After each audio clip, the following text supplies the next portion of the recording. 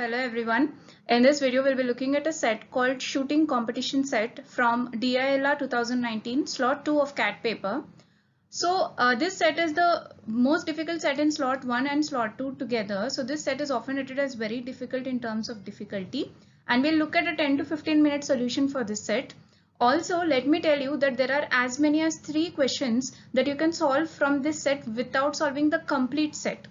Right, so I request all of you to give a genuine trial to this set before looking at the video so that you'll understand and appreciate the method better. Let's begin. Let us start by first reading the question. 10 players as listed in the table below participated in a rifle shooting competition comprising of 10 rounds. Each round had 6 participants. Players numbered 1 through 6 participated in round 1, 2 through 7 in round 2, 5 through 10 in round 5. Players 6 through 10 in and 1 in round 6. So it is very clear that this is how the players played in different rounds. A hyphen is placed beside the player who did not play in that particular round, against the player who did not play that particular round. So coming to the next paragraph, the top 3 performers in each round were awarded 7, 3 and 1 points respectively.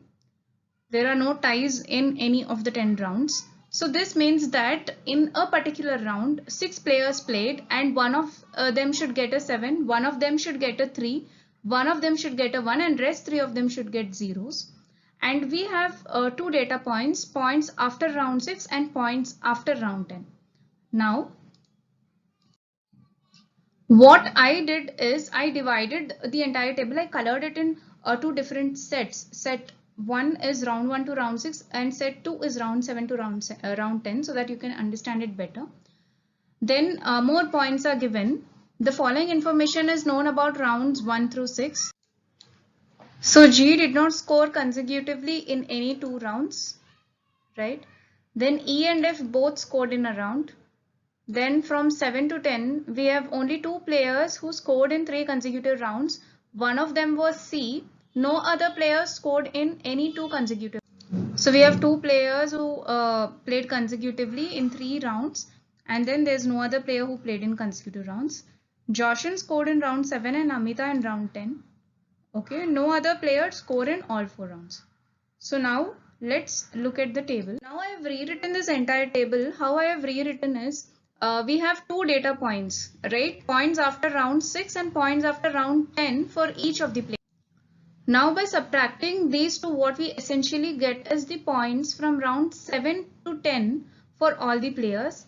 And then I fill the obvious zeros. There are some players who scored 0 from round 7 to 10, and in whatever rounds they participated, they'll be scoring a 0. Now after that, let us look at one more point which is very obvious. 2 players in 3 consecutive rounds from 7 to 10 and one of them is C. But if you see player number C in around 7 to 10, it played only in 3 rounds, and it should have played in all the 3 rounds because it is given it played in 3 consecutive rounds and it scored a 3. So it must have scored 1, 1 and 1. Let's now directly look at questions. Question 1 is what are the scores of C, D and E respectively after round 3? So this needs some filling of the table. Next question is which 3 players were in the last 3 positions after round 4? So the question asks after round 4 those 3 least scorers, right? So let me color these 4 rounds separately. Now one thing is very clear here. There is one player J, who did not participate in any of the 4 rounds. So J should definitely be a part of the answer. So in this way we can eliminate B and D. Okay. So now let's see from A and C, there are 2 of the players which are common, J and I. So the competition is now between B and H. Which of them scored the least? So if you look at B, B scored 2 in from rounds 1 to 6 and it played only in 2 rounds, round 1 and round 2. It's only possible if B scores a 1 in both the rounds. Similarly, if you look at H, right?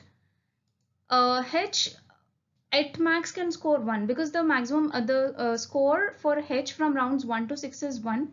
So in rounds 1 to 4, maximum it can score is 1 and minimum it can score is 0. In both the cases, H is scoring less than that of B, which is 2. right? So our answer is option A, HING. Now let's move to question 3. Which player scored points in maximum number of rounds? Right, for this also we need some filling of the table. Let's move to question 4. Which player scored points in last round? So let me color this last round differently.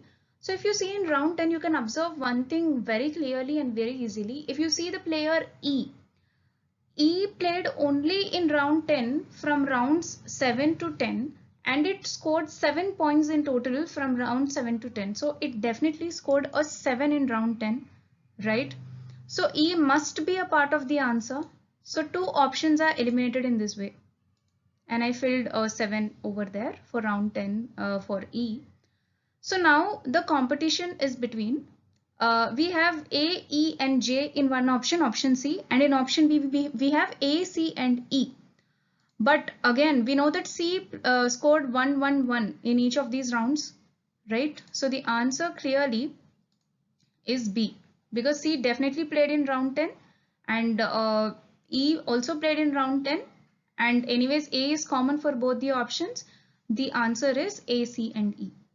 Now see, this is a very difficult question, but still we were able to answer two of the questions with ease, right? Now let's look at how to fill this table, how to start filling this table. We will fill only up to what is required, right? And at each point, once you fill that part of the table, we'll see if we can answer any question. Now I will fill rows 7 to 10 because there are only 4 rows and looks like most of my table is filled already, and we have more data available for this table, this part of the table 7 to 10. So let us start filling that part. Also, one useful tip here is that when you fill these kind of tables, always start from either lowest or highest. You have to solve these very methodically, otherwise it starts consuming lot of your time, right? So I will start by looking at the highest cumulative score from round 7 to 10. So in 7 to 10, we'll look at highest cumulative score, that is 15 for I. So to score a 15 and it played a maximum of 3 rounds, the possibility is it's scoring a 7, 7 and 1. And already in round 8 and round 9, 1 is filled by C, right? So the only possibility of filling this is, for filling I's scores are 1 in round 7, 7 in round 8 and 7 in round 9. Now once this is done, let us move to the next highest, that is A. A scored a 10 cumulatively. So it is possible if it scores a 7 and 3 once, but we also know that none of them scored in all 4 rounds from round 7 to 10, right? That is given in the question. So it must have scored a 7 and a 3, right? The only possible place for it to score a 7 is in round 7, because in all other rounds score of 7 is filled. Now coming to the 3, we also know that A played in round 10, that is also given in the questions, right? So A must have scored 7, 0, 0 and 3. Now once this is done, we can see that all 1s are filled and all 7s are filled. Only things that are left are 3s, right? So and 3 of them, B, H and J, will be those 3 3s, right?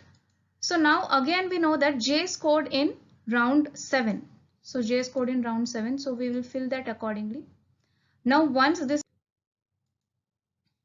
coming to H, H has to score a 3 and B has to score a 3. So we filled that.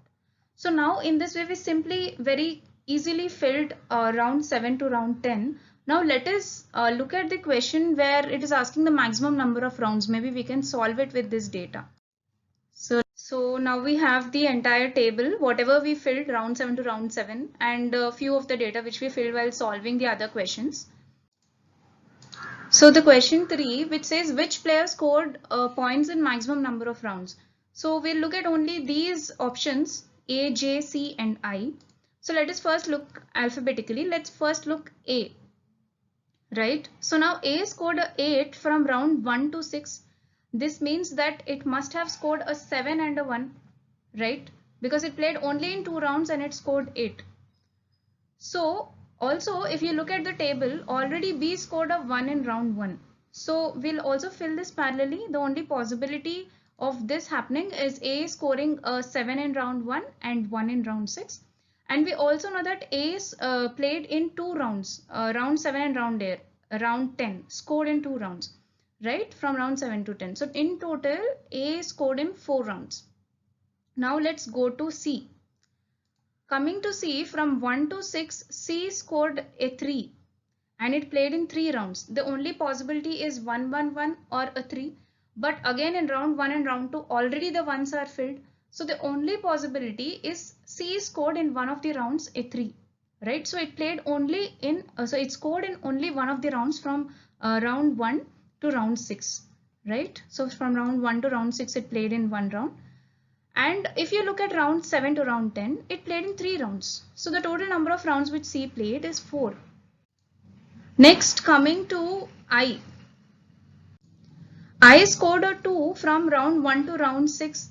It is only possible if it scores 2 once somewhere, right? So it played in 2 rounds. It scored in 2 rounds, 1 each, right? And in round 7 to 10, it's scored in 3 rounds. So the total number of rounds which I scored in is 5. Now, as of now, I is leading. Let's now look at the last thing which is left, that is J. Now from round 1 to 6, we know that J a total of 14 and it played only in 2 rounds. It's only possible if it scored 7 in both of these rounds, right? So we are parallelly filling whatever we are getting information from here. And we also know that J scored a 3 in round 7 and in all other rounds from round 7 to 10 it scored 0, right? So it scored only in one round from round 7 to 10. So in total J scored in 3 rounds. So if you see this, it's very clear that I is the player who scored in maximum number of rounds, right? Now only one question and we are left with this part of the table, round 1 to round 6. Let us solve only up to those that point where we'll be able to solve that question, right? The question is we need to find what are the scores of C, D and E after round 3. So once we are able to get this information, we'll stop filling the table. So again, let us go back to we will start looking at the highest or the lowest score. So I will again start looking from the highest score. My highest scorer is G, which is 17. So what information we have about G? G scored 17 and G did not score consecutively. And G played in 5 rounds, right? So it is only possible, the maximum number of rounds it could have played is 3 because it cannot play any 2 rounds consecutively. So it's only possible if it has scored a 7, 7 and a 3, right? So now that we know that it scored a 7, 7 and a 3, the only possibility to fill that is 2 7s coming in round 2 and round 4, because definitely there should be a gap between these 2 rounds and round 5 and round 6 cannot score a 7. So definitely G must have scored a 7 in round 2 and round 4. So the only left thing, that is 3, it scored in round 6. All other rounds it scored 0. Now once in round 6 that is filled, 3 is filled. In round 6, 1, 3 and 7, top 3 scorers are filled. So the remaining players who have played in round 6 will score a 0. So I am filling the zeros as well so that we won't have any confusion later. Now let us move to 10, F, which scored 10. So again, what is the possibility? Having a 7 and a 3, or 7 and 3 ones, or 2 3s and 4 ones. But if you see the table from R1 to R6, already 5 out of 6 ones are already filled, right? So these two options, 7 and 3 ones and 2 3s and 4 ones are gone. So the only possibility is filling a 7 and a 3, right? Now let us see where you can fill 7. The only place where you can fill 7 for F is in round 3. All other 7s are filled, right?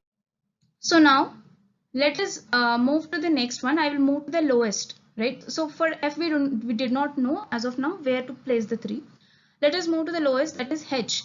H has to score 1 in one round, right? And in round 4 and round 5 already 1 is scored. So H scores a 1 in round 3 and 0 in other rounds. Post that I'll be moving to C. and D. Now we know that C scored a 3 and we know that 5 ones are filled. So D also must have scored 2 3s, right? Now coming to E, we have one more information. E and F both scored in a round, and we know that F scored a 7 in one round and it will be scoring 3 in another round.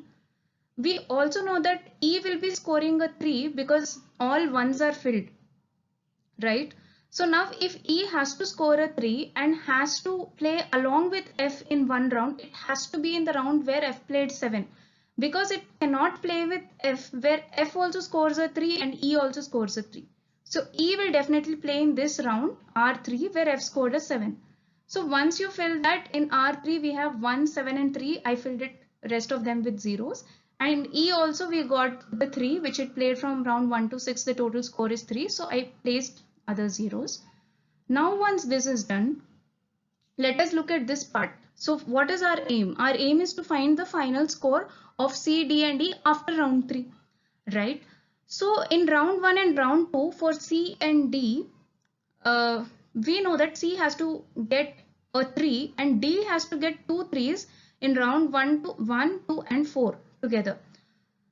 So here you have to observe that it is impossible for D to get both the 3s in round 1 and round 2. Right? It has to have a 3 in round 4 because C has to score 1 3 either in round 1 or in round 2.